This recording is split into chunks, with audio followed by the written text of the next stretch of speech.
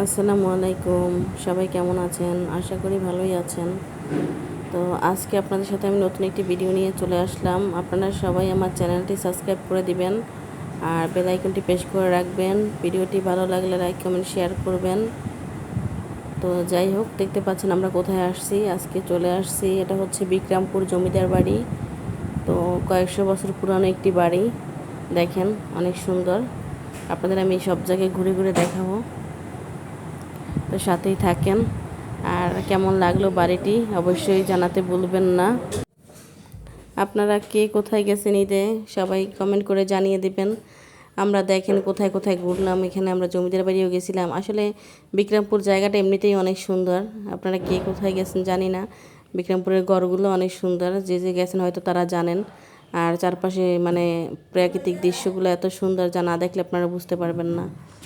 তো দেখেন বাড়িটা কিন্তু এখনও মোটামুটি মানে ভালোই আছে, অনেক মানে পুরনো বাড়ি, কিন্তু তাও মানে ভিডিও করছি, দেখেন কেমন অবস্থায় আছে বাড়িটি। অনেক অনেক জমিদার বাড়ি আমি এছাড়াও দেখছি, কিন্তু ওই বাড়িগুলো ভেঙে চুরে একদম মানে অন্যরকম হয়ে গেছে। কিন্তু এই বাড়িটা এখনও দেখা গেছে যেরকম ছিল ওরকমই আছে। হয়তো বা এটা রিপেয়ার করলে আবার ঠিক হয়ে যাবে। গাছটা দেখেছেন কীরকম গাছটা?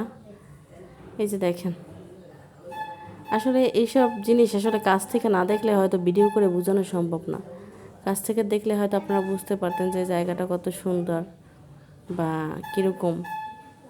তারপর আমি যতটা সম্ভব আপনাদের চেষ্টা করছি ভিডিও করে দেখানোর জন্য। দেখেন সামনে মানে দুই সাইডে কিন্তু দুইটা বাড়ি। ভিতরেও দেখবেন আপনারা, একটু পরে ভিতরের ভিডিও আমি দেখাবো কিছুটা।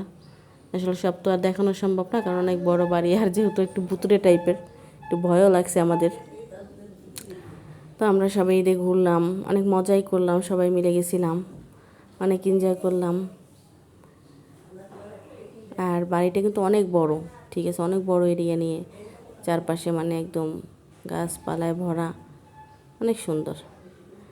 মানে না দেখলে বোঝানো সম্ভব না। এই যে দেখেন সবাই যে যার মুডে আছে। আর এই দেখেন উপরে কিন্তু গাছ হয়েছে, ঠিক আছে, অনেক পুরনো তো, যার জন্য গাছ জন্মাইছে অনেক। মানে দেখবেন অনেক পুরনো বাড়িতে অনেক সময় অনেক ধরনের আগাছা গাছ জন্মে। এই যে ভিতরে দেখেন, ভিতরে কীরকম মানে একটার পর একটা দরজা জানালা এরকম। কিন্তু ভিতরের মানে এই আসলে আগের বাড়িগুলো কীরকম ছিল আমরা জানি না, হয়তো এরকম টাইপের ছিল। এরকম করার কারণ কি তাও আমি জানি না।